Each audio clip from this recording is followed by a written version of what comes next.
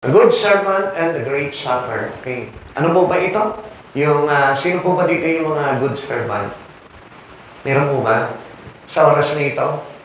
Who are those good servant? Yun, yung mga wala dyan sa upuan. Yun, good servant yun. Obviously, makikita nyo mamaya kung anong kalagayan po nila. Willing po ba kayo na malaman kung anong kalagayan po nila ngayon? Amen! At gusto nyo rin po malaman kung anong kalagayan ng mga good servant? Okay, sige, pag-aaralan po natin yan. Nakahanda na po ba tayo? Amen! Pero tatanungin ko po muna kayo ba yung mga lingkod ng Diyos? Amen! Yung iba, hindi na makasagot. Sandali, ba't kopya kayo na kopya? Wala pa tayo kopyahin dyan. Title pa lang yan. Sino dito yung mga naglilingkod sa Panginoon? Honestly, naglilingkod sa Panginoon. Yung iba, hindi. So, paano maliligtas niyan kung hindi ka naglilingkod sa Panginoon? Ha? So, we need to serve God. Yung buhay po natin, kailangan maglingkod sa Panginoon. That's why we need to be a good servant. How can we be a good servant if you won't serve God? Di ba? Hindi tayo magiging good servant kung hindi po natin paglilingkuran ng Panginoon. Kaya, we need to serve God in our life. Kailangan po yan. Okay, let's go. The setting of the parable. Ito pong talinaga na kaninang binasa po natin. Ito po may kaugnayan po sa mga taong mga naglilingkod sa Panginoon. Tingnan po natin. Jesus eating at the home of the Pharisee. Doon po sa verse 1 po nito, Luke chapter 14, ipinakita po dito na inanyayahan po ito si Jesus na kumain po doon sa tahanan po ng isang pinuno ng Pariseyo. The meal, an opportunity for teaching. Alam niyo naman po si Jesus Si Jesus, sinasamantala niya lahat ng pagkakataon, especially ito pong napakasarap na pag-anyaya sa kanya para kumain, talagang hindi po talaga maiwawag dito sa puso ni Jesus na magturo. Kaya kung mapapansin niyo po, lahat ng mga naglilingkod sa Panginoon, wala po silang sinasayang na pagkakataon, wala silang sinasayang na event sa buhay po nila na hindi sila nagtuturo. Amen. Kaya nga, di ba, kung minsan tayo, no, kapag nagkakasama-sama tayo, parang ang sakit-sakit na sa tenga niyo kapag lagi ako nagsishare. No? Kasi yun po yung opportunity po namin na makapag-share po talaga ng Gospel of Christ. Kaya ganito rin po kasi si Jesus. Kaya ugalingin niyo rin po yun. As a servant of God, we need to share in every reason, in every events na meron po tayo, gamitin niyo po yun para magbahagi po at magturo sa iba ng mga bagay patungkol sa Panginoong Jesucristo. Luke chapter 14 verse 1. Isang araw ng pamamahinga, si Jesus ay inanyayahang kumain sa bahay ng isang pinuno ng mga Pariseyo at binabantayan nilang mabuti ang kanyang mga kilos. Kasi gusto po nila talagang hulihin si Jesus Gusto nila na makarinig sila ng mga pagkakamali para sa gano'n, mahuli po nila ito si Jesus. Dakipin po nila si Jesus. Pero wala po sila makita po talaga Lumapit po sa kanya yung isang lalaking namamanas dito po sa tagpuan na ito para po umingi ng kagalingan. Ngayon, ang nangyari po dito, there is a questions for those people around them, that surround them. Mayroon po mga tanong po dito, especially ito po mga Pariseyo na ito. The usual questions about the parable. Ano po ba ang ibig sabihin po nito? What is meant by the Great Supper? Pag sinabing Great Supper, sabi nga po natin, we are a good servant and a Great Supper. Now, ano po ba itong Great Supper ni ito? Ito po yung hapunan, di ba? Madalas po si Jesus, mahilig po talagang kumain din po yan Ha? Di ba? Parang tayo, no? Kaya nga, tataba na po natin, ano? Di ba? Pero alam niyo po, sinasamantala po ng Panginoon po itong pagkakataon na ito para tipunin niya po yung kanyang mga alagad. Amen! At makasabay niya sa isang napakagandang hapunan. Amen! Kaya nga kung titignan po natin, before he was captured by the soldier, di ba, noong time na yun, na bago po siya takipin, ng mga, naghapunan po muna sila, mayroon po silang Great Supper na nangyari. Who are the first, second, third groups invited? Sino po ba ito mga inanyayahan na ito? Like, for example, sa parable po na ito, ipinakita po dito that there is yung po tinatawag na peace. Which means, yung tipan, yung piging. Yan, exact word, yung pong piging na dinaraos. Alam niyo po ba, ito pong ginagawa po natin, it is a kind of, one kind of peace. Ito po ay isang piging na paanyaya ng Panginoon. Kaya nga, yung paanyaya ng Lord na yun, alam niyo, napakasarap po talagang paunlakan po yung bagay na yun. Na kalimitan, ito po yung ninineglect, binabaliwala ng maraming tao. Kaya nga po, alam niyo po ba, mayroong bagay na hindi maganda kapag hindi mo pinaunlakan ng Panginoon sa buhay po natin. Kaya nga malimit, alam niyo po, sinasabi ko nga po sa inyo, huwag kayong ma-absent. Pagdating po sa gawain ng Panginoon, malimit po na sinasabi sa atin ng Biblia, Hebrew chapter 10 verse 25, na huwag po tayong kaliligtaan natin ang pagdalo sa mga gawain. Kaya nga napakahalaga po nitong mga bagay na ito, na yun po yung kailangan. In this last day, kailangan din po natin na maging magsipag na po tayo sa paggawa sa ating Panginoon. Now, ang tinutukoy ng Lord dito, sino po ba itong kanyang inanyayahan? Yung unang inanyayahan niya, pangalawa, pangatlo. Tignan niyo, baka may mga kaugnayan po ito sa mga bagay na inaanyayahan din po natin. Sa mga kaibigan natin, pamilya, mga kapitbahay, sa mga tao sa paligid natin. Kaya nga, if you are a good servant, you will notice, according to this teaching, dito sa parable na ito, makikita natin kung anong kahalagahan ng ginagawa po natin. Even though kahit na nagre-reklamo ka na mo, ang yaya kami, nag-i-invite kami, pero hindi naman sila sumasama. Ayaw naman nilang dumalo. Ayaw naman nilang magtuunlak. Na huwag ka magre-reklamo. Ganyan din po kung minsan yung complaint po ng mga tao na ito sa kanilang Panginoon. Okay, tuloy po natin. Our focus on neglected one in the parable, the sermon. Napakahalaga po ng paglilingkod sa Panginoon. I tell you one thing in here.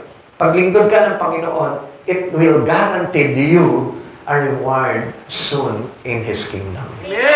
Hey, maliwanag po yun. Kaya huwag po kayong tatamarin na mag-akay. Kaya nga sabi ko nga po sa inyo, yung soul winning ay napakahalagang bahagi po niyan. Actually, our great worship to God is being, sabihin po natin, nakapaloob po yan into soul winning. Amen. Kahit umawit ka ng umawit dito, magtumbling ka na magtumbling dito, alam nyo, it is nonsense. Amen. Without soul winning. Amen. Kaya napakahalaga po ng soul winning. Kaya nga, ang Diyos, alam nyo, siya po yung nakatayo po ngayon sa oras na ito, malulungkot at magagalit ang Panginoon.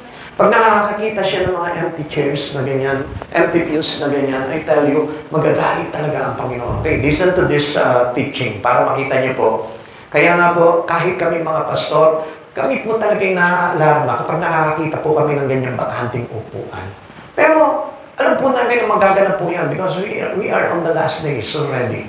Alam natin na talagang yayanigin talaga ang lahat ng mga churches. At ito na po yung kung bakit para pinanlalamigan yung ibang mga kapatiran natin. Ako, hindi na ako magsisimba, ayaw ko na mag-church. Wala naman nangyayari sa buhay ko dyan. Bakit? Kasi iba yung tinitignan nila na mangyayari sa buhay nila. Hindi nila nakikita yung mga unseen things which is very special and very important that we have in our life. Kundi ang nakikita lang nila, ako, kailangan pag nag-church ako, yayaman ako, kailangan papaplayan yung negosyo ko, kailangan yung mga anak ko, gumanda na estado nila sa buhay. Yun yung tinitignan natin. Na kung bakit kumisan, hindi natin makita-kita yung bagay na yun. Kasi nga, ang focus po talaga ng Lord to a servant is the good things that ever had by Jesus in His heart. Yung nandito, na nakatanim dito sa puso niya. At ano yun? Yung kaluluwa. Amen. Yung makapagligtas siya ng kaluluwa. Okay, tingnan po natin yung kalagayan po dito ng isang lingkod. First, tingnan po natin, the servant is a messenger for his master. Kaya huwag po natin sisinuhin lang ang mga lingkod ng Diyos because they are as messengers to God. Sila po yung tagapagdala ng balita sa Panginoon. And this is a great privilege. At alam niyo po ba na ang paglingkuran ng Panginoon at maging tagapagdala ka ng mensahe ng ating Panginoon ay napakalaking pribilehiyo sa buhay po natin na kinatatamaran ng maraming tao. Amen? Bakit? Naku, hindi naman ako magkakapera dyan eh. Kahit naman i-share ko ng i-share yung gospel, hindi naman ako magkakapera dyan. Hindi ka nga nagkapera, pero malaking bagay naman ang nakalaan sa iyo ng Diyos para sa buhay mo. Amen. At gusto ko po na makita niyo po ang kahalagahan po nito. Okay, tingnan po natin, Lucas chapter 14, verse 17. Nang dumating ang oras ng handaan, inutusan niya ang kanyang alipin at ipinasabi sa mga inanyayahan, halina kayo, handa na ang lahat. Now, alam niyo po ba na almost already, it was prepared already by God. The peace that ever given to us or to every man. Binigyan niya talaga itong piging na ito. At ano po itong piging na ito na hinahanap natin? Yung kainan ba? Yung maraming handaan ba? Hindi po yan eh. Actually, yung peace na talagang nakalaan po sa ating mga Kristiyano ngayon, ito pong gawain ng ating Panginoon. Kaya nga tayo kumakain ng salita ng Diyos para magpakabusog. Amen. Amen? Amen. And that words of God feed us for us to be full. Amen. Para po tayo mapuno, mabusog sa Espiritu na gustong ibigay sa atin ng Panginoon na hindi natin maintindihan. Ang sabi natin, wala naman ako napapala dyan sa pagkatid ko, pagdalo ko ng gawain na yan.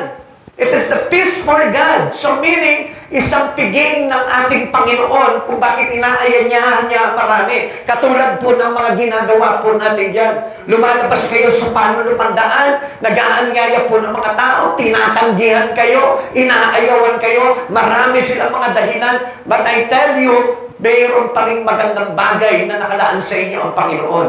At ito po naman yung tama talaga na gawain po talaga ng isang good servant to God. Kung naglilingkod ka sa Panginoon, ito po yung talagang primarily na ginagawa po ng isang katulad nating naglilingkod sa Panginoon. Ano po ba yun? Yung mag-anyaya para sa piging ng ating Panginoon. Yung mag-anyaya sa mga tao para dalhin natin sa tahanan ng Diyos. Yung mag-anyaya para ipakilala natin ang ating Panginoon tagapagligtas sa buhay po natin. Yung mag-anyaya tayo para ibahagi natin sa kanila yung salita ng Diyos. Pero kalimitan, we are rejected. Amen? Amen. Huwag na po kayong mamangha. Huwag na po kayong ma-amaze doon sa bagay na yun kung bakit hindi po kayo pinapaunlakan sa mga bagay na paanyaya nyo. Talagang magaganap po yan. Amen? Amen. Alam niyo po, napakabuti po ng Panginoon kasi tinawag po tayo bilang kanyang mga servant. To be a messengers to our Master's need for obedient in every of His command. Kailangan lamang po tayo maging masunurin. No, huwag mo nang bilangin kung ilan yung naanyayahan mo, ilan yung nadala mo, ilan yung tumugon sa iyo, ilan yung mga naisama mo, huwag mo nang bilangin yun. Ang pinakamahalaga dito as a good servant is your obedient to the orders of God into you. Amen. Amen? Kaya nga, kailangan pag sinabi sa iyo ng Panginoon, tinulak ka ng Panginoon na anayayahan mo itong tao na ito, anayayahan mo yung kaibigan mo, yung kaklase mo, huwag kang tatamarin. Being a good servant to God, we do our part into Him. Amen? Kasi kung hindi tayo susunod, how can we become a good servant to Jesus? Amen? If we only go into the peace of God without doing anything for the sake of the soul, I tell you, you're a nonsense Christian. Bali wala lahat yung gagawin po natin. Kaya nga tayo, as a good servant, we need first to serve God. Kailangan unang-unang gagawin natin, paglikuran natin ng Diyos. Kasi kung ika-classify mo lang ang sarili mo, just to hear and listen only to the words of God, I tell you, it is nothing. Kung makikinig ka lang ng salita ng Diyos, mag-aaral ka lang ng salita ng Diyos, it costs nothing to you. Walang mangyayari sa buhay mo, and you cannot be classified as a good servant. Serve first to make you a good servant. Siyempre, tatawagin ka ba namang good servant kung hindi ka naman servant? Amen? Amen. Kaya nga napakahalaga po niyan. To be a messenger to our Master need for obedient in every of His command. Sa lahat ng iuutos sa atin ng Panginoon, we need to obey whatever He asking for. Amen. Kung ano man yung sinasabi sa inyo ng Panginoon, sundin mo yun, gawin mo yun. Hindi tayo magre-reklamo. Pastor, ang hirap po talaga mag-akay eh. Pastor, hindi na sila tutugon talaga. Ang sabi nila, meron na silang kinaaaniban, nandun sila sa ganito, at yung pananampalataya nila, di ba, ganyan yung po mga sinasabi nyo, complain nyo kapag nag-aakay kayo. But one thing for sure, to be a good servant, huwag mong intindihin yung mga bagay na yun. Do not go into what rejections you have in your service. Kahit na i-reject ka ng tao, tuloy ka pa rin. Magkaroon ka pa rin ng kagalakan. Now, tingnan po natin. We are also to represent our Master. We need to represent our Master, meaning our Jesus Christ. Paano po ba natin siya i-represent? Paano tayo magiging kinatawan? Amen. Tanungin mo nga yung katabi mo, kinatawan ka na ba ni Jesus? Kinatawan ka na ba ni Jesus? O nangangatawan ka pa rin hanggang ngayon? Pag sinabing kinatawan ni Jesus, representative of God. So, ibig sabihin, as a Christian, you need to be a representative to God. Amen. Hindi lang, okay. Sandali, gising muna tayo, okay. Gisingin mo muna yung katabi mo. Gusto ko na gising po siya at malaman niya po itong bagay nito. Para sa gano'n, hindi lang po tayo dadalo ng gawain ng Panginoon, ng handaan ng Panginoon, tapos nakaupo lamang po tayo. Kasi pagdating ng araw, it costs nothing to us. Maniwala po kayo sa akin. Sapagkat ayon po talaga sa pag-aaral po natin sa mga parable po ng Diyos, hindi po tayo pwedeng mga tagapakinig po lamang. Mananating tagapakinig lamang o pa-church lamang kasi it costs nothing. Pakisabi niyo po, it costs nothing. It costs nothing. How can we represent God into our life? Okay, una, as a witness for our risen Lord. Kailangan maging saksi po tayo sa ating Panginoon sa kanyang pagkabuhay. Amen? Now, ilan na po ba yung napagsabihan mo ng mga kaibigan mo na nabuhay, namatay si Kristo at muling nabuhay para sa ating kaligtasan? Ilan na po ba yung napagsabihan po natin? Baka hanggang ngayon until now, wala pa rin. Baka hanggang ngayon hindi mo pa rin na ikukwento sa kaibigan mo about the cross of Jesus. Baka hanggang ngayon hindi mo pa rin nakukwento sa kaibigan mo na namatay si Jesus at nilibing at muling nabuhay sa ikatlong araw para ikaw ay magkaroon ng pagkabuhay. Baka hindi mo pa rin ikukwento yan. And this time, make a goal as a Christians to share this gospel to many. Kasi kung hindi po natin hahangarin ito, na maibalita po itong mga bagay na ito, you cannot be representative to Jesus. Because we need to witness whatever things that we have or we experience in God. We experience our salvation in Him. We experience our changing life in Jesus. Now, share it with others. Ngayon, may nakikita ka mga kaibigan mo na halimbawa, let's say, they are desperately in his life. Then, kwento mo sa kanya kung paano ka binago ng Lord. Dati ka nang desperado, dati kang desperada. Then, binago ka ng Panginoon, ikwento mo sa kanila yung bagay na yun. Dati kang problemado, dati kang problemada. Ngayon, ikwenta mo rin sa kanila yun. Kaya nga tayo naging witness sa Panginoon because we witness the gratefulness of God in our life. The goodness of God. Na-experience po natin yung mga bagay na yun. Kaya nasabi po sa atin, ang atas sa atin ng Panginoon that we need to obey in Him. Amen? Amen.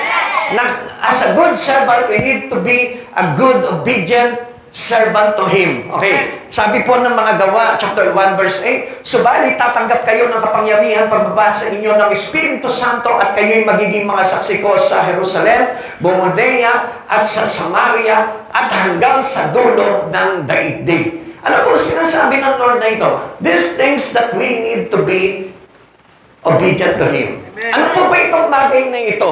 As a good servant, we receive the power from the Holy Ghost. Tumanggap tayo. Alam mo mga kapatid sa Panginoon, kung ikaw nagsasabi ka na ikaw ay kinalululanan ng banal na Espiritu ng Diyos, hindi ka mananatiling hindi saksi ni Jesucristo. Kaya nga, ang isang tumanggap talaga ng banal na Espiritu Santo, makikita niya pakalat-kalat sa kalsada yan, ipinamamalita ang kabutihan ng pagliligtas ng ating Panginoong Jesucristo. Kapatid sa Panginoon, yun po yung talagang filled with the Holy Ghost. Filled with the Holy Spirit. Yung mga anak mo, yung parang sinishare mo palagi sa kanya, anak, kailangan natin lumapit sa Panginoon. Dahil siya yung pagbuhay at hindi tayo mabubuhay kung wala ang pagkabuhay. Anak, kailangan natin lumapit sa Panginoon dahil siya yung tumubos sa ating pagkakasala. Kung hindi tayo lalapit sa Kanya, hindi tayo malilinis sa ating kasalanan. Anak, kailangan natin na tanggapin at humingi ng tawad sa ating Panginoon. Dahil kung hindi tayo hihingi ng tawad at lalapit sa Panginoong Jesucristo, hindi tayo maliligtas. We need to share all these things to Him, to them. Bakit? Because we got the power from the Holy Spirit. Yun ay kung mayroon po tayong Holy Spirit. To be a good servant has Holy Spirit in them. Kaya nga itong Holy Spirit na ito yung naglalagay ng sipag sa bawat isa po sa atin bilang mga Kristiyano. Sabihin mo sa katabi mo, kung ikaw ay tamad sa mga bagay kay Jesucristo, hindi ka sumusunod sa banal na Espiritu. Ito po yung sinasabi po nila that upon salvation, upon receiving salvation, we have the Holy Spirit but we won't walk into the Holy Spirit. Hindi tayo namumuhay sa Espiritu. Ang sabi po dito, ang sabi po sa atin po dito, ang sabi po sa atin na sabi po sa atin na tayo po ay mayroong banal na Espiritu pero ang banal na Espiritu ay wala tayo. Amen? Kung meron tayong banal na espiritu, dapat ang banal na espiritu, meron tayo. Anong ibig ko po sabihin? Dapat kayo ay meron ang banal na espiritu. Meron siyang Brother Sebastian, meron siyang Sister Judeline, meron siyang Sister Janine, meron siyang Sister Cheska, meron siyang Brother Rogelio. Hindi lang kumbaga parang, I have Holy Spirit in me. Yes, for sure, you have the Holy Spirit. But the problem is, ang Holy Spirit walang ikaw. Yun ang problema natin. Bakit? Why do I tell you? Bakit ko po sinasabi sa inyo itong mga bagay na ito? Kasi if you have the Holy Spirit and the Holy Spirit have you, you will be obedient to Him. Magiging masunurin ka sa lahat ng mga ipinag-uutos sa iyo ng banal na Espiritu Santo. At magiging masipag ka, maging saksi ng ating Panginoong Jesucristo. Upon receiving the Holy Spirit, sabi po dito, subalit tatanggap kayo ng kapangyarihan pagbabasa inyo ng Espiritu Santo. So, ibig sabihin, that power given us strength, courage, and enthusiasm to do things for the glory of God. Amen? Doon tayo nagkakaroon ng pagsisikap eh. Hindi naman tayo nagkakaroon ng pagsisikap dahil lang sa sarili natin. Kasi kung magsisikap lamang tayo sa pansarili lang po natin, hindi ito magiging masikap sa mga bagay sa Espiritu, kundi sa naman-naman. Kaya hindi nyo napapansin, masipag ka naman sa trabaho mo sa mundo, pero pagdating sa Lord, wala ka sipag. Amen? Masipag ka pumasok sa school, pero pagdating sa church, wala ka sipag. Complete attendance ka sa school, pero sa church, absent ka palagi. Amen? Why? Because the Holy Spirit doesn't have you. Ang Holy Spirit ay wala siyang ikaw. Ang Holy Spirit ay wala siya ng tinatawag na lazy. There's no laziness upon Holy Spirit. Kasi ang Holy Spirit give us courage, give us strength, make us industrious, make us enthusiastic. Kaya po tayo nagiging diligent. Nagiging masipag po tayo sa mga bagay. Nagiging persistent po tayo sa paggawa. Nagiging consistent yung mga bagay na ginagawa natin sa Panginoon. It's all about the Holy Spirit. Kaya nga, upon receiving the Holy Spirit, I tell you, lahat ng bagay sa Espiritu, kasisipagan ng isang tao. Why? Because we are now a witness to Him. To represent Christ in your life, we need to be a witness to our risen Lord. Ikalawa, as an ambassador for Christ, kailangan po tayo ay maging unay po ng ating Panginoon. Maging sugo po tayo. Sabi po ng 2 Corinthians chapter 5 verse 20, kaya nga kami mga sugo ni Kristo, ang Diyos mismo ang nakikiusap sa inyo sa pamamagitan namin. Kung minsan nami-misinterpret po natin, si pastor lang yan eh. Uy, sila sister lang yan eh. Hindi naman talaga ang Diyos na nangungusap yan. I tell you, sila po inatasan, sinugo ng Panginoon para mangusap sa inyo ang Panginoon. Amen? Kaya, huwag mo lang lalangin. Ilalang lang yung mga brothers and sisters na naglilingkod sa Panginoon. Huwag mo lang ilalang lang yung mga lingkod ng Diyos na nagpapahayag sa iyo ng salita ng Diyos sapagkat they are a messenger, they are ambassador of Christ Jesus. Sinugo po sila ng ating Panginoon. Kaya nga kami mga sugo ni Kristo, ang Diyos mismo ang nakikiusap sa inyo. Sa pamamagitan namin kami nakikiusap sa inyo, alang-alang kay Kristo, makipagkasundo kayo sa Diyos. Kaya tayo nag-aanyaya sa pigingin ng ating Panginoon kasi ang gusto ng Diyos sa atin is to have reconciliations to Him. Amen. That we need to reconcile to Jesus. Hindi po ba napakaganda po nun na tinatanggihan ng maraming tao? Minsan pagdating sa Panginoon, tinatamad po tayo eh. Pero hindi niyo po ba alam that God restore your relations to Him? Nire-restore ng God. Binubuo muli ng Panginoon yung winasak ng demonyo na relasyon mo kay Jesucristo. Kung bakit ka dinadala niya sa piging, dinadala ka niya sa church, dinadala ka niya sa gawain ng Panginoon dahil He need to restore your relationship to God. Kaya, pag tinanggihan mo yung bagay na yan, it costs you more in your life. Ang laki talaga ng masisira at mawawasak sa buhay mo. Kaya nga alam niyo po, ang mga bagay na tinuturo po ng mga lingkod ng Diyos ay mga bagay na pakikipagkasundo ng tao sa Panginoon. Amen. Kaya nga kung nagpipreach po kami dito, yan ay bagay na ibinibigay po sa atin ng Panginoon para makipagkasundo tayo sa Kanya. Amen. Okay. Number 3, as light for the light of the world. We represent our Master as a light. Sabihin mo sa katabi mo, bilang liwanag. Bilang liwanag. Hindi ganyan, madilim. Diba? Minsan naging madilim yung ating paningin eh. Kaya nga lagi po tayo dapat gising sa Espiritu dahil ang gising sa Espiritu ang maliwanag ang kanyang mundo. Amen! Ang mata po, ang liwanag, ang ilaw ng kanyang katawan. So kapag maliwanag ang iyong paningin, maliwanag ang pamumuhay. Amen? Pero mas lubos na magiging maliwanag ang iyong buhay kung si Kristo ang liwanag mo. Kaya nga, as a light, we need to be a light for the world. We need to be a light for our family. Amen! Hindi po yan tayo nagdadala ng brown out sa pamilya. Amen?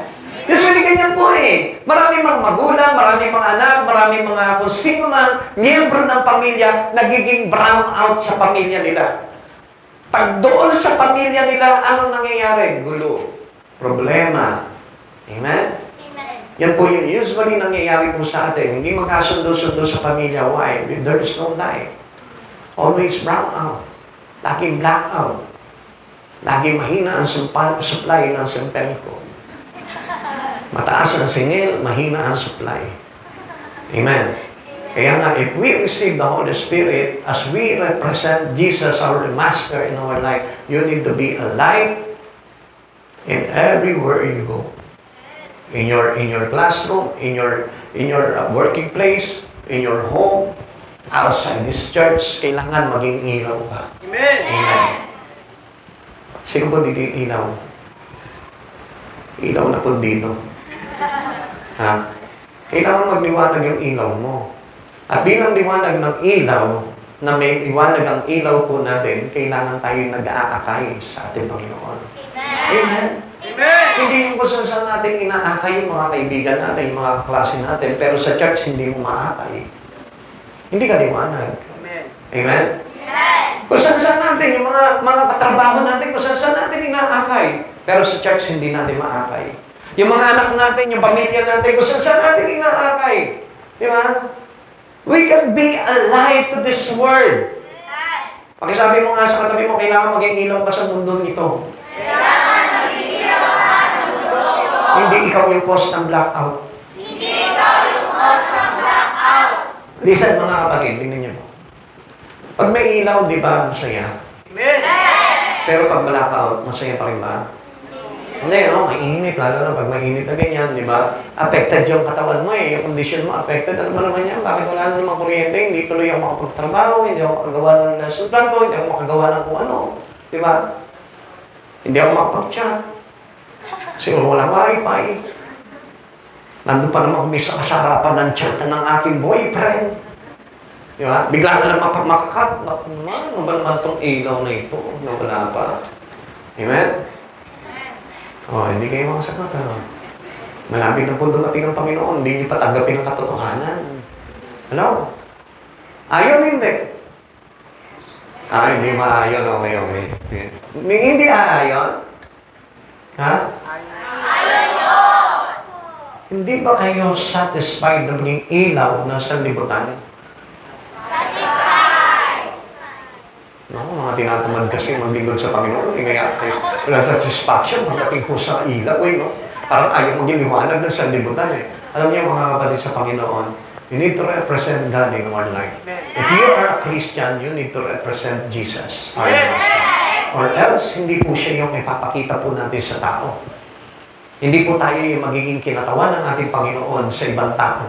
Hindi si Jesus yung ating kinakatawan pagdating ng araw.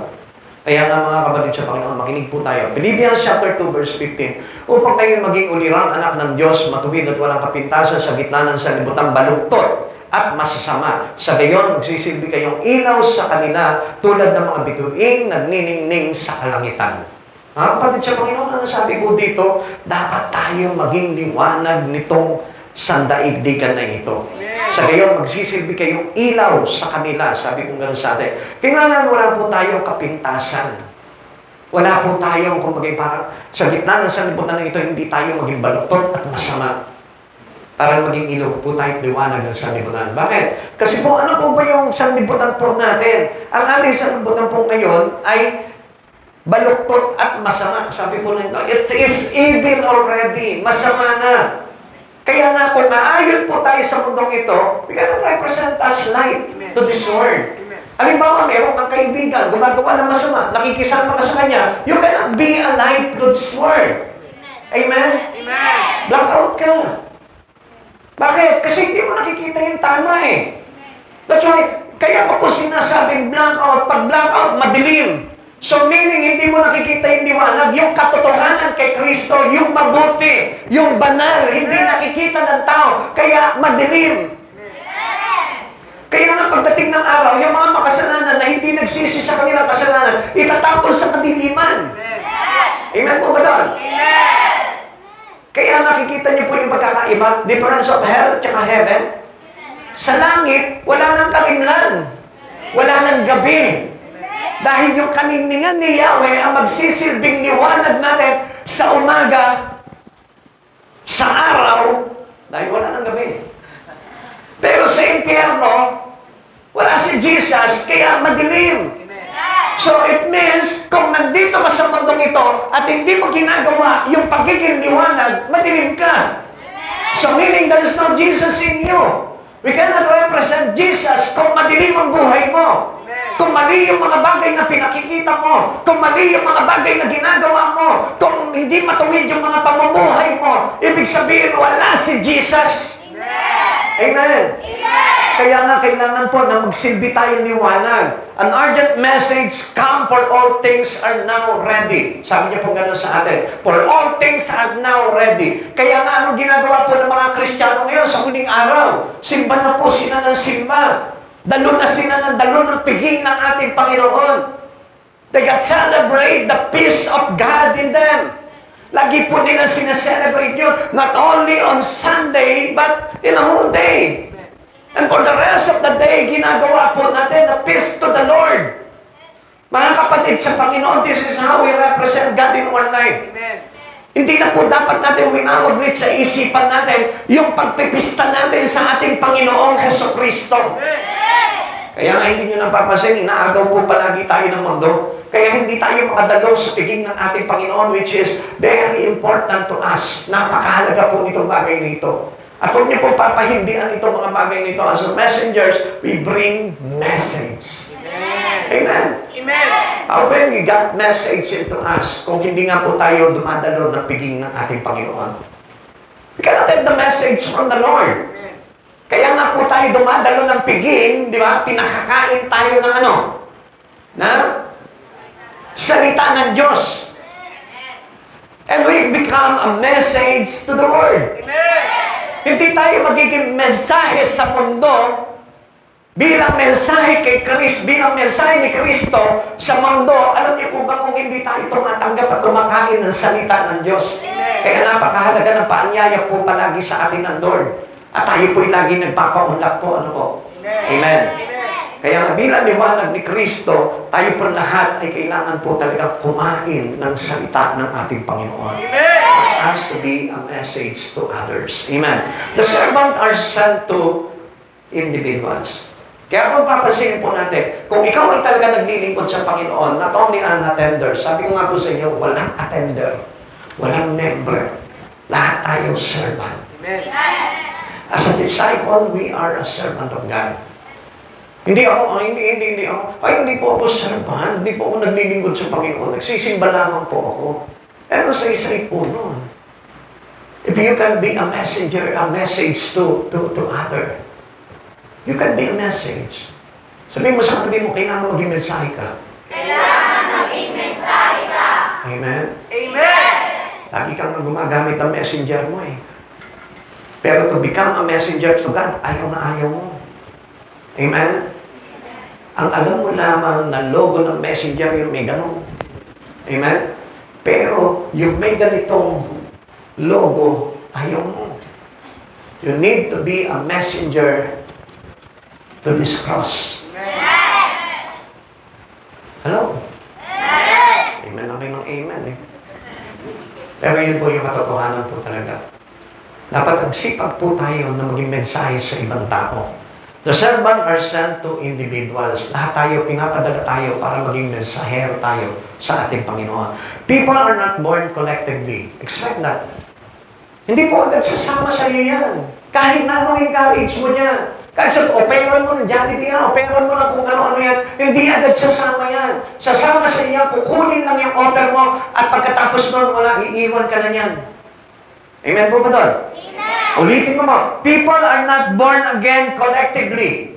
Hindi po natin basta-basta maisasama yan sa Lord. Bakit? Because their life is contradicted to the truth in God. Mass outreach is illusions for our age. Alam niyo po, parang guni-guni na lamang po natin yan eh. Pero nagsisikap pa rin po tayo. We can't stop working for soul winning. Hindi tayo tumitigil doon at hindi tayo kailanman titigil. Because we are a messenger to God. Kailangan po talaga nagampanan po natin as a witness to God. Kailangan po talaga we represent God as a messenger to Him. We still must reach people one by one. Gagawin pa rin natin yun kahit ilang beses ka na nireject. Kasi ang sabi naman po talaga ng Panginoon na talagang i-reject po tayo ng mundo katulad ng pag-reject nila kay Jesus. Kasi Jesus mismo, itinakwil po nila. Tayo din po mga lingkod ng Diyos, itatakwil po nila. Kaya hindi niya napapasin, even your own family rejecting you. Even your friends, your best friend, rejecting us. Kaya nga, alam niyo mga kapatid sa Panginoon, it's a part of being a good servant to Jesus. Yung hindi ka tumitigil. Kahit naranasan mo na ng paulit-ulit na ma-reject ng tao dahil sa pag-anyaya mo sa kanila na pumunta kay Jesus, still we continually reach them to bring them to Jesus. Hindi ka titigil doon sa mga bagay na yun. Even though this is only an illusion. Masasabi po natin, this is only an illusion. Ang hirap na talaga na mag-anyaya po ng tao na dalhin sa Panginoon. Hindi niyo po ba napapansin? Minsan nga, Kristiyano na po yan. Dati na po umaatin sa Panginoon yan, pero ang hirap pa rin po i-invite. Amen? Sasabihin po nila sa iyo, ay, naku, dati na ako, may inaatin na ako sa Manila, may inaatin na ako sa Baguio, may inaatin na ako sa mundo, sa ilalim ng lupa, sa impyerno. Kung saan na nakaatin. Pero anayahan mo sa Lord, ay naku, hindi ako pwede ngayon. Siguro some other time. Listen mga kapatid sa Panginoon, mayroon silang kalalagyan sa Panginoon.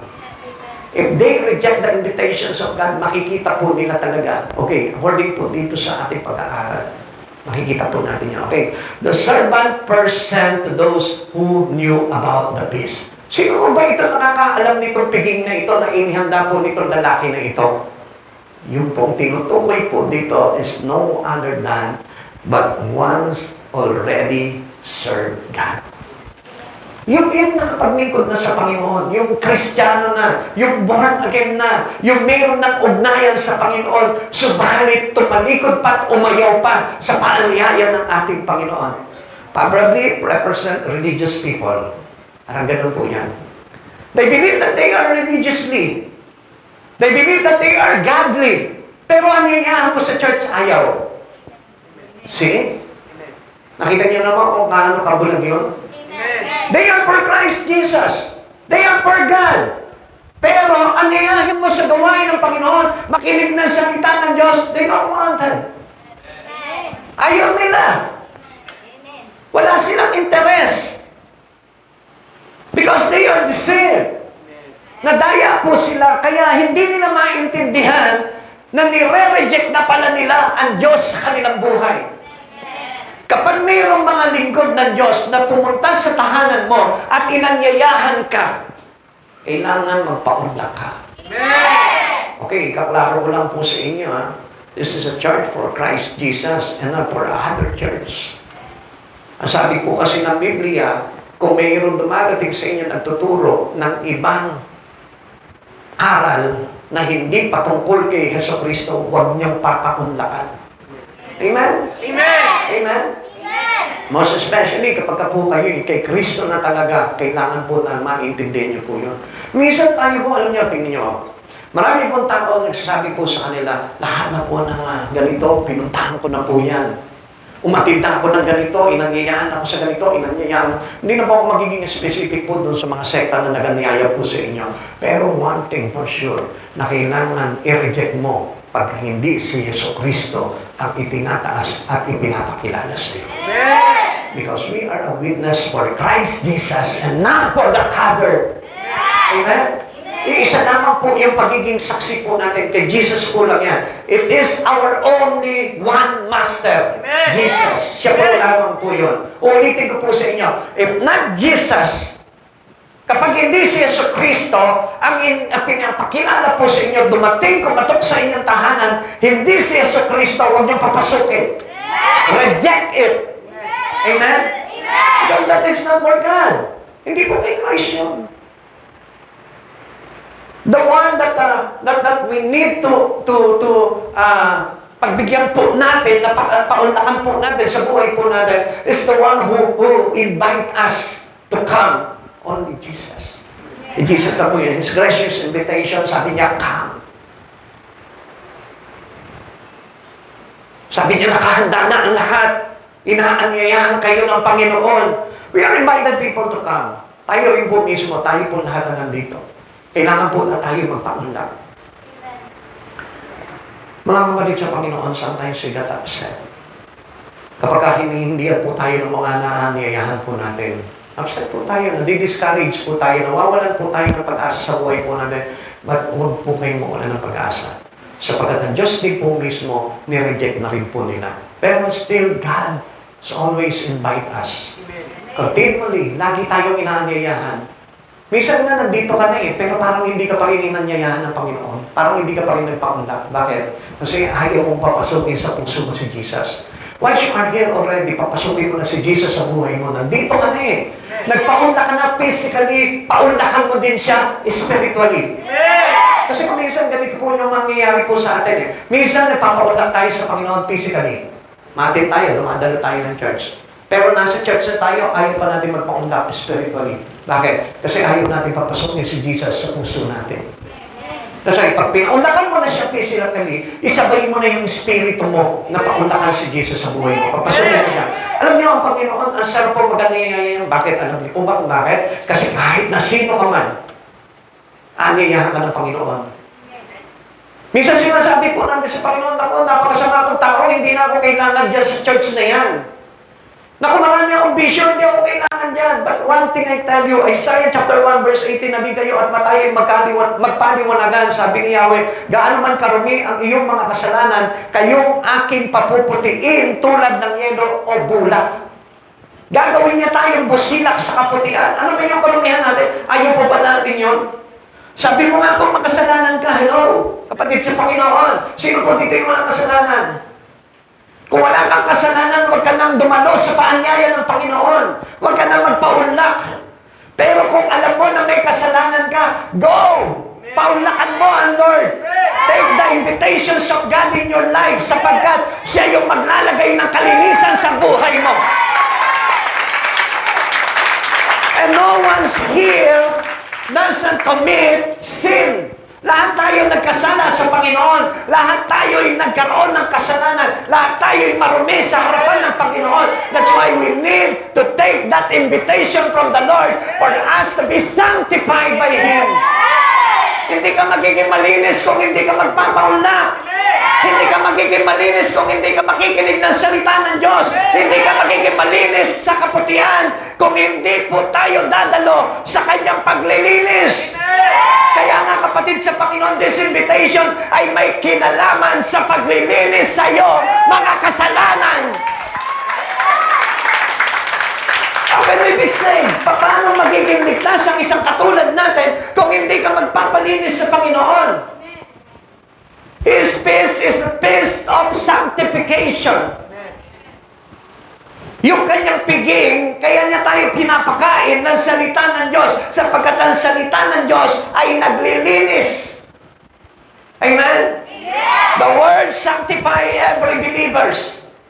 na kapag ikaw nanampalataya ka sa pamamagitan ng salita na iyong pinakikinggan ngayon, ano mangyayari? Malilinis tayo at may papatawad sa atin ang lahat ng ating mga kasalanan. Kaya nga napakahalaga na nakikinig ka ng salita ng Diyos. Dahil ang sabi po dito, magliwanagan tayo, hali kayo. Hali kayo at tayo'y magkaliwanagan. Kapatid sa Panginoon, ayaw mo ba na isuko sa Panginoon yung kasalanan mo? Alam mo na araw-araw nakakagawa ka ng kasalanan. At kaya kailangan natin na lumapit sa Panginoon araw-araw. Amen. Because we are changed into His glory day by day. Kasi alam ng Lord, pagkatapos itong araw na ito, paglabas mo dito, magkakasala ka na naman. At sa mga susunod na araw, magkakasala ka na naman. And who says to you that one day for God is enough? It is not enough. Sapagkat kailangan araw-araw, dahil tayo'y nakakaroon ng kasalanan, there is no remain unrepented sin into your life. Hindi kailangan na manatili o merong maiwan na kasalanan na hindi mo na isusuko sa Panginoon. One thing I tell you, alam niyo kung bakit ko po sinasabi na kailangan araw-araw? Alam ng Diyos na meron ba tayong kasalanan na hindi pa na isusuko sa Panginoon. Yes, honestly. Even I. Mayroon bang isang bagay na gusto ko po talaga na i-repent sa Lord, kaya ayokong umalis pa talaga sa Panginoon. Ayokong lumayo sa Panginoon. Sapagkat kung lalayo tayo sa Panginoon, hindi po talaga tayo totally maiaayos ng Lord. Amen. Amen. Kaya nga hindi sapat.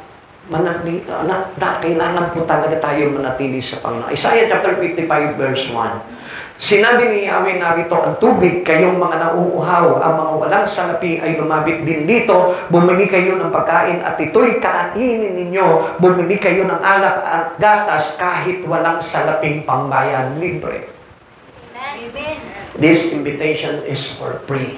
Amen. Alam nyo, umisan nga po, di ba, nagpapakahirap tayo.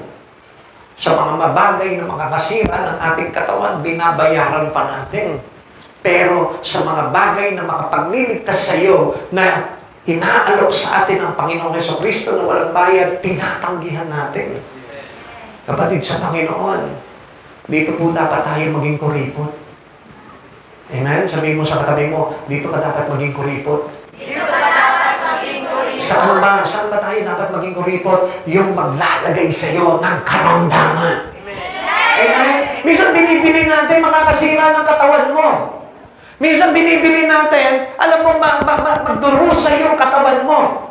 Pero, pagdating sa mga bagay na ikanliligtas mo, sometimes, you don't want to give.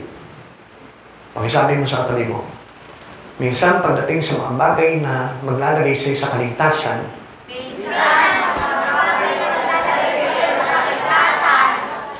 sabihin mo sa kanya, huwag kang magagalit. Pero ang totoo, madamot ka. Ulitin mo sa kanya, madamot ka. Pastor naman, hindi naman ako madamot eh. Di ba nga, minsan absent ka ng absent. Di madamot. Minsan nga, di ba, hindi ka makapagbigay ng time para magbasa ng Bible. Di madamot. Minsan nga, di ba, hindi ka makapagbigay ng time para makinig ng salita ng Diyos. Madamot. Minsan hindi ka makapagbigay ng time para mag-pray. Madamot. Pero pagdating doon sa mga bagay sa mundo, gawa ko dyan, kailan dyan? Mamaya na ba yan? O sige, bihis na ako. Ang bilis! Pagdating sa mundo, hindi ka madamot. Pagdating sa Lord na maglalagay sa'yo sa kaligtasan, ang damot mo. Grabe. Sabihin mo sa katabi mo, tanggalin mo na yung pagiging madamot mo. Gusto mo ng salvation, huwag kang maging madamot sa Lord. Imagine God, si Jesus hindi siya nagdamot dahil sa kagustuhan niya na maligtas siya. Maligtas tayong lahat. Ibinigay niya yung kanyang sariling buhay. Ibinigay. Amen? Hindi niya pinaupahan. Hindi niya pinarentahan. Oy, rentahan niyo ito pagbabako ko sa krus. Oy, rentahan niyo ako para magkaroon ka ng kaligtasan. Oy, bayaran mo itong sakripisyo kong ito. Bayaran mo yung mga latay ko. Bayaran mo yung mga pansasaksak nila sa akin. Pambubugbog nila sa akin. Yung bawat tinik na tumusok sa ulo ko. Bayaran yung isa-isa yan. Ang ginawa ni Jesus, it is free for all. Libre yung kanyang pagkamatay. Libre yung kanyang pagkabuhay. Libre yung lahat ng ina-offer niya sa ating lahat. Libre ang Bible study. Libre ang pagcha-church. Libre ang pagbabasa ng Bible. Libre, libre, libre ang kaligtasan na in-offer sa atin ni Jesus. Ikalawa, the servant reactions to rejection. Minsan ayaw natin eh. Minsan ayaw natin. Sige, you may see. Minsan ayaw natin na nare-reject tayo. Minsan nagagalit tayo, nako, pastor, kaya ayaw kong humayo kasi ayoko na maire-reject ako. Okay, basahin po natin. Lucas chapter 14, verse 18 to 21. Ngunit nagdahilan silang lahat. Ang sabi, nung una, nakabili ako ng bukid at kailangan ko itong puntahan. Kayo na sana ang bahala magpamanhin sa akin. Sinabi naman ng isa, nakabili ako ng 5 magpares na baka at kailangan ko masubukan ko sa bukid ang mga iyon. Kaya kayo na sana ang bahala magpaumanhin sa akin. Sinabi naman ng isa, akong bagong kasal, kaya't hindi ako makakadalo. Bumalik ang alipin at ibinalita ito sa kanyang Panginoon. Anong nangyari? Nagalit ang Panginoon at sinabi sa alipin, pumunta ka agad sa mga lansangan at sa makipot na daan ng lungsod at isama mo rito ang mga mahirap, mga lumpo, mga bulag at mga pilay. Listen mga kapatid sa Panginoon, kapag ang isang tao na inanyayahan ng Diyos at hindi nagpaunlak sa Kanya, galit ang Diyos. Amen. Amen. If you reject the invitations of God, God is getting anger. He get mad. So, ganun ba ang Diyos? Yes. This is according to the parable of Jesus. Si Jesus ang nagturo itong mga bagay na ito. Sapagkat tignan mo ako, bakit hindi magagalit ang Diyos? Ikaw na ang iniligtas. Ikaw pa yung ayaw. Amen. Yeah. Ikaw na yung gustong iligtas ng Lord, ilayo sa kapahamakan. Ikaw pa yung ayaw. Alam nga naman matungo ang Diyos doon. Ay, yes, buti na lang hindi ka nagpaunla. Buti na lang mapapahamak ka. Hindi gusto ng Lord yun. Kaya nga, the tendency, the reactions of God is to get anger. When you neglect the invitations of God, He get anger. Naiinis siya. Nayayamot ang ating Panginoon. Kaya ano sinabi ng Lord, sige, punta ko ulit kayo sa ibang landasan, sa ibang lansangan. Alayahan niya ang mga makita niyong Pinay. Pinagtsagaan ng Lord yung mga Pinay. Bakit? Because ang Lord, wala pong itinatangi. Amen. Kaya nga kung minsan, alam niyo, karamihan na nasa church, mahirap. Buti na nandito sa church na ito, mayayaman kayo. Amen. Amen. Amen. Amen. O ba't hindi niyo matanggap? Mahirap ba kayo? Sino dito yung mga mahirap? Sige, magtaas ka ng kamay para lalo ka maghirap. Sino dito yung mga mahirap? Meron ba? Sino yung mayaman? Oh, mapalad kayo. Kasi nagpaunla kayo sa Panginoon. Sino dito yung mga nakabili ng bukid? Taas ang kamay. O, tingnan nyo, mapalad kayo kasi nandito kayo, nagpaunla kayo, hindi katulad dito mga tao na ito. Nainis ang Panginoon dahil nakabili ng bukid, anong nangyari? Hindi makadalo sa gawain. Amen? Amen. Sino dito yung ikakasal? Pero nandito pa rin. Ay, bitter. Sino dito yung nag-asawa? Ha? Naku, nakapag-bitter talaga nito. Pero nandito pa rin, ano? Sino dito yung mga nakabili ng baka? Wala rin yung baka?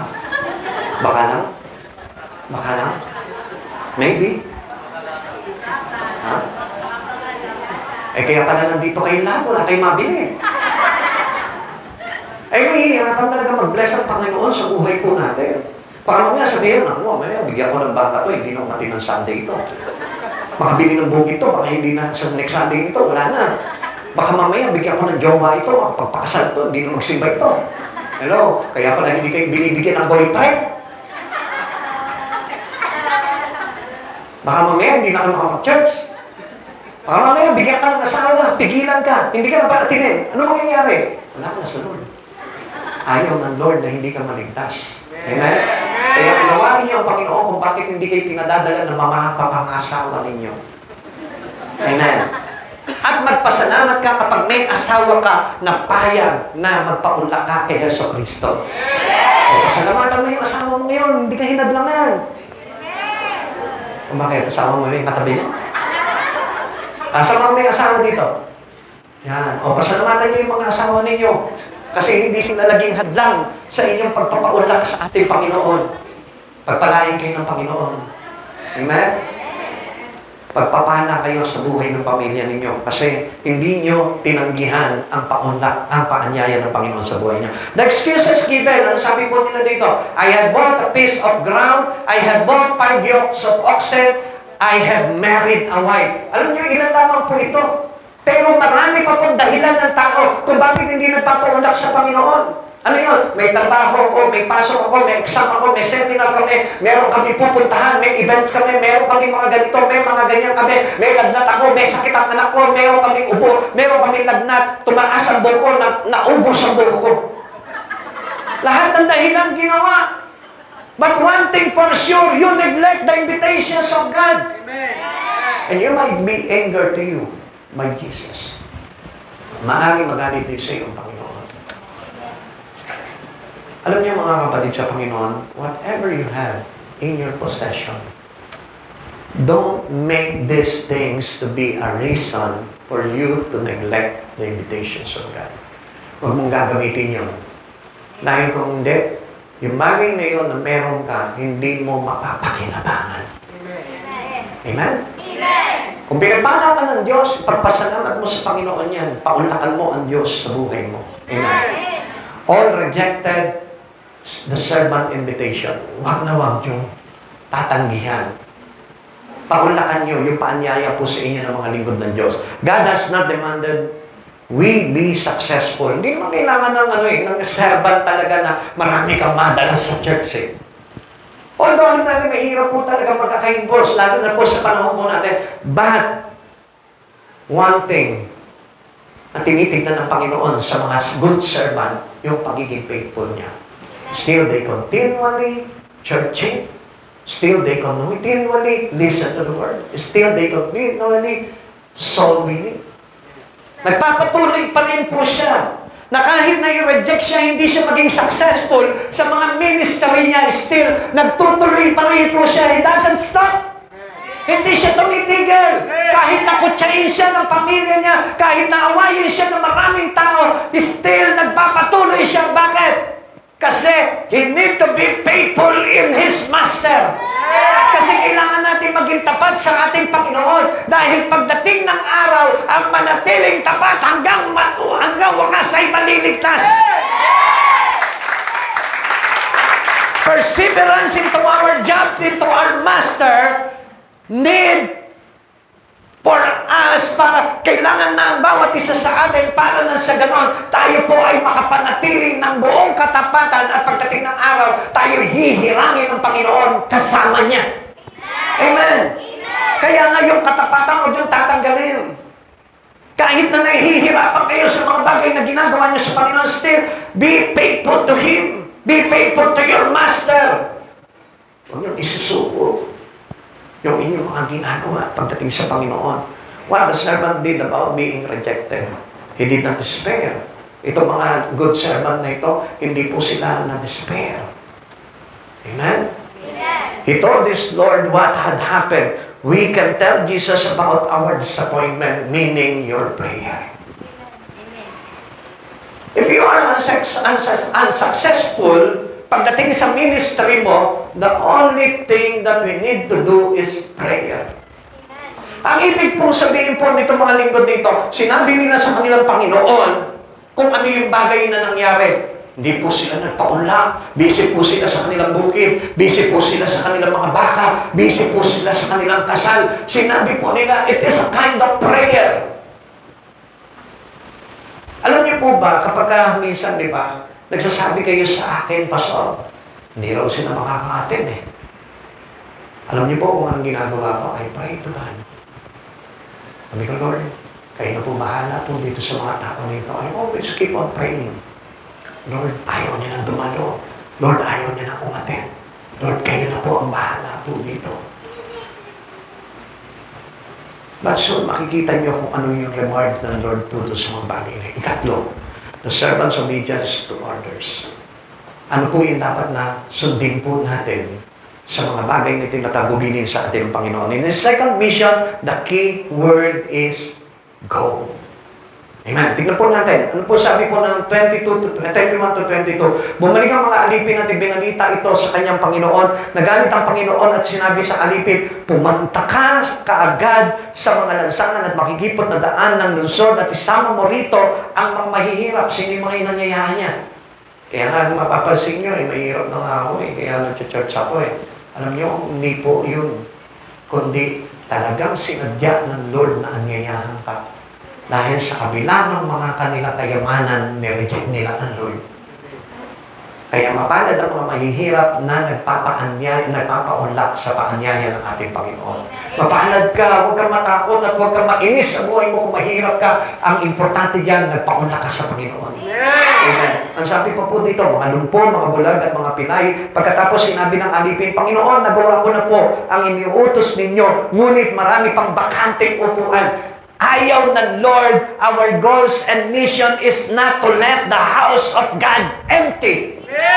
Huwag mong papahintulutan as a good servant of God. Huwag mong papahintulutan na yung upuan katabi mo, walang laman. Amen. Ayaw ng Lord. Ayaw ng Lord na may nakikita siyang bakanting upuan pa daan sa kanyang tahanan. Ang sabi po ng Lord dito, pagkatapos sinabi ng alipin, Panginoon, nagawa ko na po ang lahat ng inuutos ninyo, ngunit marami pang bakanting upuan. Now, kung titignan po natin dito, itong mga alagad na ito, hindi sila pumapayag na mayroong bakanting upuan sa tahanan ng Diyos. This is how we classified you as a good servant. Hindi ka papayag na mayroong kang katabing bakanting upuan. Buti nga lang, sabi po ni sister, yung worker po dito, sabi niya, buti lang, meron akong katabi ngayon. Naintindihan niyo po? Sabi po sa ating Panginoon, go to those who think themselves unworthy to come. Meron ka pang pwedeng aniyahan. Yung kaibigan mo na lagi mong kasama, isama mo. Ha? Yung mga nagsasabi na they are unworthy for God, isama mo. The poor, the maimed, the halt, the blind. Ang sabi ko dito, if we can win the up and out, let us win the down and out. Kung nahihirapan ka sa mga kilalang tao, nahihirapan ka sa mga mayayaman, nahihirapan ka sa mga profesional, nahihirapan ka doon sa mga matataas ang ere, doon ka sa mga mabababa ang ere. Doon ka doon sa mga mahihirap, doon ka doon sa mga may kapansanan, doon ka doon sa mga merong karamdaman, doon ka doon sa mga naghihikaho sa buhay, doon ka sa mga pulubi. Kung nahihirapan kayong katukin yung mga malalaking bahay dyan at hindi nagpapaunlak, doon ka sa maliit na bahay. Amen. Because God doesn't want that anyone in this world doesn't give let them to go into His invitation. Ayaw ng Lord na hindi magpapaunlak ang tao sa paanyaya niya. Kaya nga kapatid, pag dumating sa iyo ang paanyaya ng Panginoon, huwag mo nang tatanggihan ng Lord, sapagkat ang paanyaya na yon ay may kinalaman niyan para ikaw ay maligtas. Amen. Our Lord invite them all. Lahat inaanyayahan ng Panginoon. Kaya lang alam niyo po, galit ang Diyos sa hindi nagpapaunlak sa Panginoon. Amen. Amen. Sabi po ng Hebrews 7:25, dahil dito, lubusan niya maililigtas ang lahat ng mga lumalapit sa Diyos sa pamamagitan niya sapagkat siya'y nabubuhay magpakailanman upang mamagitan para sa kanila. Listen mga kapatid sa Panginoon, pag nag-anyaya ang Panginoon, tingin po ngayon dito, pag nag-anyaya sa buhay mo ang Panginoon, isang bagay lamang ang isasagot mo, yes Lord, nandyan ako.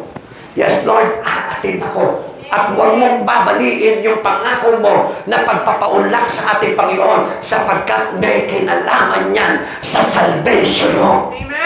Amen. Amen. Lahat ng ng bagay na nangyayari sa tahanan ng Diyos ay may kinalaman sa kaligtasan mo. Kung bakit kung minsan alam mo, antok-antok ka lang dyan, pero may kinalaman yan sa kaligtasan mo. Kung bakit kung minsan para bakang tinatamaan ka dito ng salita ng Diyos, may kinalaman yan sa salvation mo. Kung bakit parang itinutuwid ka ng salita ng Diyos, may kinalaman yan. Kung bakit puyat na puyat ka, pero still tinuna ka pa rin ng Diyos para mag-church, may kinalaman yan sa kaligtasan mo. Kung bakit mayroong midweek service na kailangan mo rin daluhan, hindi lamang ang Sunday, may kinalaman yan sa kaligtasan mo. Amen. Because all this invitation is for your salvation. This invitation is for your salvation. This invitation is for your salvation. The invitations of prayer meeting is for your invitation. The invitations of your fellowship is for your invitation. The invitations of evangelism is for your invitation. The invitations of Bible study is for your invitation. Everything that is invitations of God is for our salvation. Lahat ng bagay na yun, may kinalaman sa kaligtasan mo. Kaya galit ang Diyos sa mga taong hindi nagpapaunlak sa kanyang paanyaya sapagkat ang taong ito ay mapapahamak. Ayaw ng Diyos na mapahamak ka. Ayaw ng Diyos na mapahamak ka. Ayaw ng Diyos na mapahamak ka. Kaya ang gusto ng Lord, magpaunlak ka palagi sa Kanya. Hallelujah! Praise the Lord! Kaya nga walang tamad na lingkod ng Diyos. Walang tamad na lingkod ng Diyos sapagkat ang Diyos ay matyaga, masipag, magakay, na kahit nire-reject siya, patuloy pa rin sa paggawa ang mga lingkod ng Diyos. The servant mission accomplished. Sabi po ng Lucas chapter 14 verse 22, pagkatapos sinabi ng alipin Panginoon, nagawa ko na po ang inuutos ninyo, ngunit marami pang bakanting upuan. A good servant, listen, mga servant of God, a good servant doesn't stop. He will continually did his job for Jesus, for our Master. Ginagampanan niya palagi kung ano yung tungkulin niya sa Panginoon. Walang lingkod ng Diyos na walang ministeryo. Walang lingkod ng Diyos na walang trabaho pagdating sa tahanan ng Diyos. Lahat na naglilingkod sa Panginoon, mayroong ginagawa. Mayroong trabaho sa Diyos. Nag-aakay ng kaluluwa. Ganyan ang mga lingkod ng Diyos. That was a good servant to our Master. May ginagawa, hindi humihinto, hindi tumitigil, nagpapaunlak.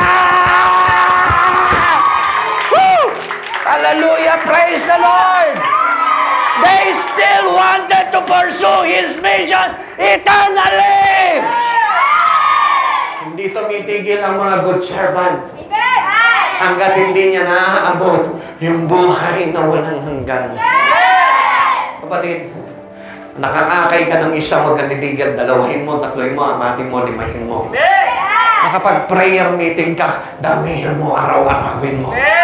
Nakapag-Bible study ka, maganda ka pa sa iba, sa ibang lugar, sa ibang mga kapitbahay mo, maganda ka pa dire-diretso. Mission accomplished means it's time for another mission. Mission accomplished means conduct another mission. Ang sarap kapag naglilingkod ka sa Panginoon.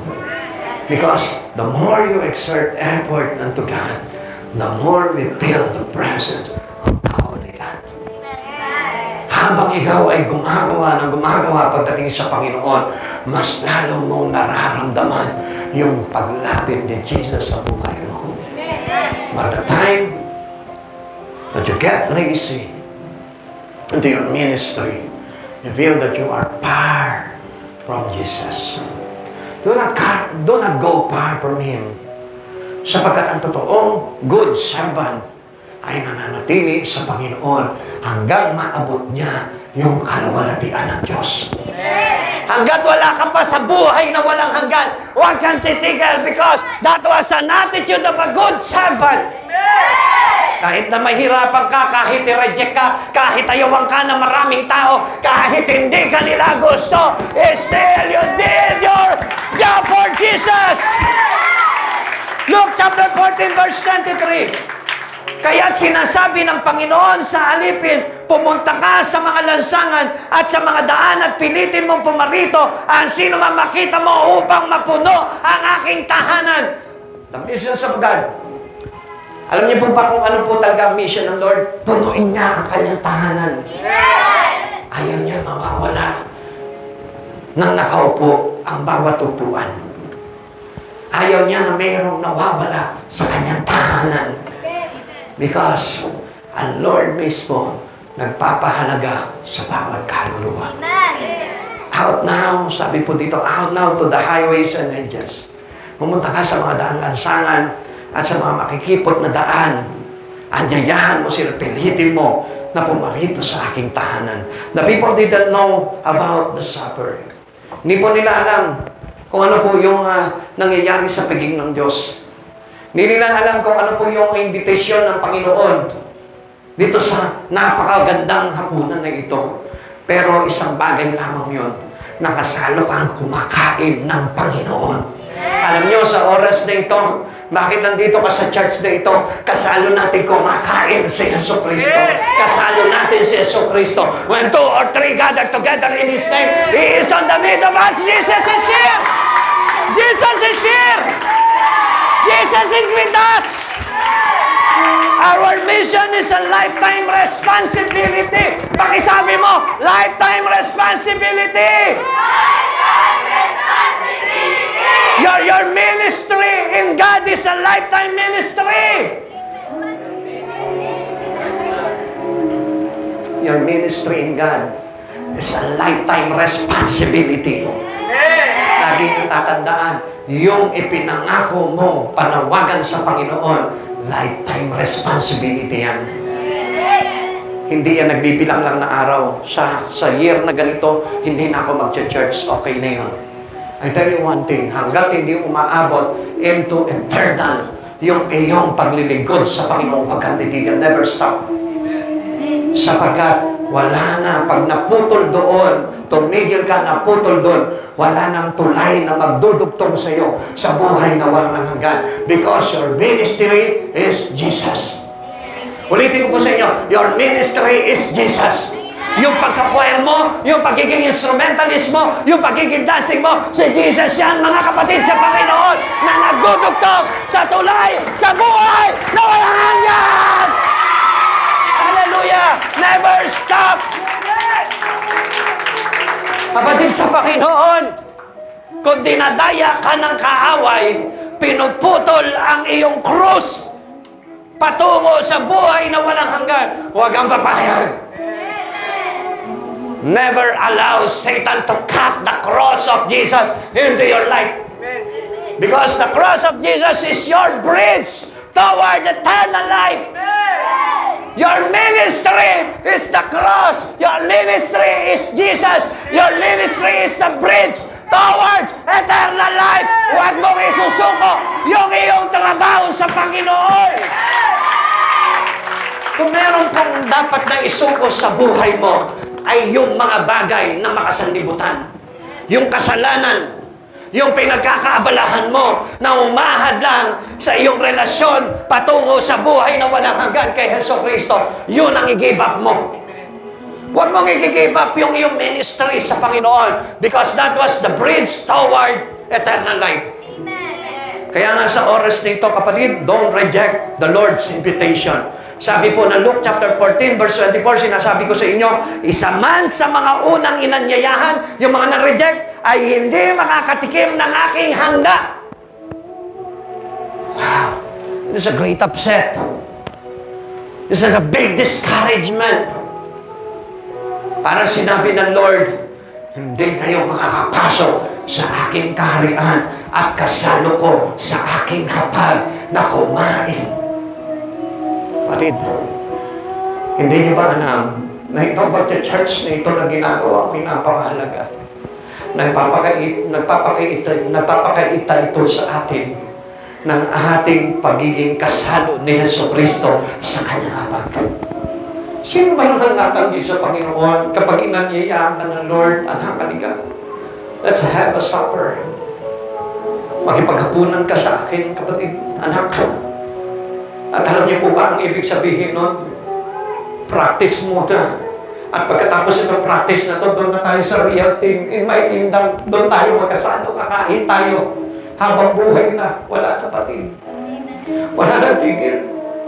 Wala ka namang problemahin doon. Hindi na istorbo ang trabaho, hindi na istorbo ang pag-aaral, hindi na istorbo ang kasalanan. Because in His kingdom, there's a great supper happen.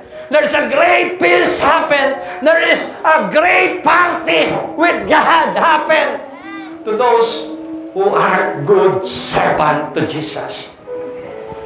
Kapatid sa Panginoon, never stop. Huwag na huwag mong isusuko anuman dahilan, anuman pumipigil sa iyo sa paglilingkod mo sa Panginoon. Lagi mo tatandaan, si Kristo ang tumawag sa iyo. At huwag mong bibiguin si Jesucristo sapagkat si Jesucristo ang mayroong plano na napakaganda para sa buhay mo. At sa oras nito, mga kapatid sa Panginoon, why don't you talk to Jesus? Kausapin mo ang ating Panginoon. Kung ano man yung mga bagay na humahadlang sa iyo, bakit hindi mo ayusin? Hinahadlangan ka ng trabaho mo, ayusin mo. Hinahadlangan ka ng pamilya mo, ayusin mo. May magagawa ang Diyos dyan. Just keep on praying. Hinahadlangan ka ng mga pag-aaral mo, hinahadlangan ka ng barkada mo, hinahadlangan ka ng mga bagay na ginagawa mo sa mundong ito. Ayusin mo. Never stop doing the things to glorify God. Malapit na dumating ang Panginoon. Mag-isipan mo mabuti kung ano mahalaga sa iyo. Yung makakasano mo ang Panginoon sa kanyang hapag, sa buhay na walang hanggan, o iingatan mo yung hadlang na yan sa iyong relasyon kay Jesucristo. Mag-isip ka mabuti, kapatid sa Panginoon. Jesus is near to come. Napakalapit na dumating ng Panginoon. Yung kasalanan mo, tapusin mo na yan. Hinahadlangan ka ba ng pamilya mo? Hayaan mo, tiisin mo. Tuloy mo lang yung iyong paglilingkod sa Panginoon. Hinahadlangan ka ng problema mo. Hayaan mo lang yan kay Jesus. Magpatuloy ka kay Jesus. Hinahadlangan ka ng pangarap mo. Putulin mo yan. Still continue. What you start from Jesus.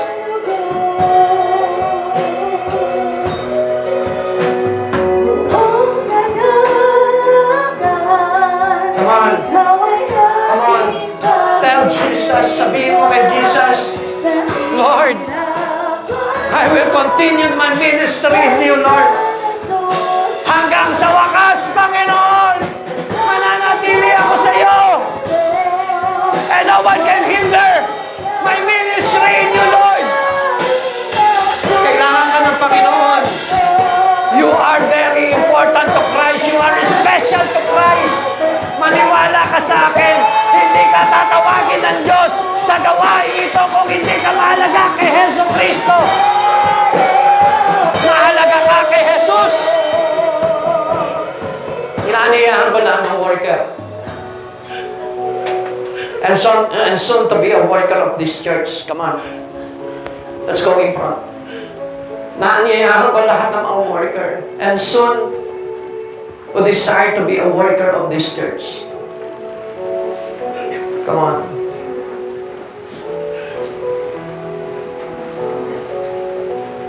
Lahat ng worker ng church na ito. At yung mga nagnanais na maging worker, naanyayahan ko kayo. Come on. Dito sa harapan.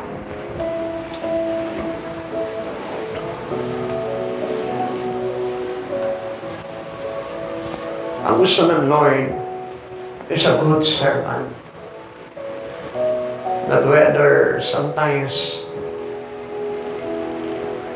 na tayo po minsan ay binibigo sa ating mga ministry, binibigo sa ating mga paglilingkod. But still, patuloy pa rin tayo pagdating sa Panginoon as a good servant to Him. Come on, lahat ng worker. Ikaw sa loob, sa harap. Come on, please. Kapit. Walang saysay ang mga bagay kung hindi kayo magiging tapat pagdating sa Panginoon. As a worker of God, bilang mga lingkod ng Panginoon, bilang mabuting lingkod at katiwala ng ating Panginoon, gusto ko malaman po ninyo, we need our real commitment in Him. Hindi isinusuko ang Diyos sa buhay natin na kahit ang kapalit nito ay kayamanan mo, na kahit ang kapalit nito ay pamilya mo, na kahit na ang kapalit nito ay yung mga mahal mo sa buhay, hindi ka titigil sapagkat napakahalaga ng ating simpaan pagdating sa ating Panginoon. Mga kapatid sa Panginoon, kahit pinipigilan kayo, kahit na inaambahan kayo ng kamatayan, inaambahan kayo ng kahirapan, kadustahan, still magpatuloy pa rin kayo sa Panginoon sapagkat nalalapit na ang pagdating ng Panginoon at ang pagdating na ito ay hindi biro sapagkat hindi natin makakamit ang totoong buhay kung hindi tayo maninindigan sa ating simpaan sa Lord. Nakikita ng Diyos ang puso natin. Kahit sabihin mo, malapit ang puso ko sa Panginoon, pero hindi mo naman ginagawa kung ano yung bagay na inuutos niya sa iyo, I tell you, that was nothing. Sapagkat to be a good servant has a great reward from the Lord for our Master pagdating ng araw. At hindi mabibigo yung mga yan. Nasasaktan ka man sa paglilingkod mo, still continue. Pagpatuloy mo ang paglilingkod mo. Masakit na paglilingkod, lahat ng mga naglingkod sa Panginoon nasaktan. Ang mga alagad nasaktan, buhay pa ang naging kapalit sa kanila. Ang mga propeta pinatay, pero hindi sila tumigil, hindi nila isinuko yung kanilang tungkulin sa Panginoon. Ikaw, problema, financially, kahirapan, kawalan, problema sa pamilya, kaguluhan sa pamilya, never give up God. Piliin mo pa rin ang Diyos sa buhay mo sapagkat ang Diyos ang tumawag sa ating lahat sa lugar na ito, hindi ang tao. Kaya nga, never give up Jesus in your life. These invitations ay may ginalaman sa ating kaligtasan. Laging yung tatandaan, yung ministry mo may kinalaman sa ating kaligtasan. Never give up your salvation to God. Kahit ang kapalit niyan yung karir mo, kahit ang kapalit niyan yung kaibigan mo, kahit ang kapalit niyan yung anak mo, yung pamilya mo. Ang sabi ng Lord, ang sino mang umiibig sa kanyang pamilya, sa kanyang tahanan, sa kanyang mga kapatid, asawa, anak, nang higit sa akin ay hindi karapat-dapat na maging alagad ko. Kapatid sa Panginoon, lagi nating tatandaan, kasama yun.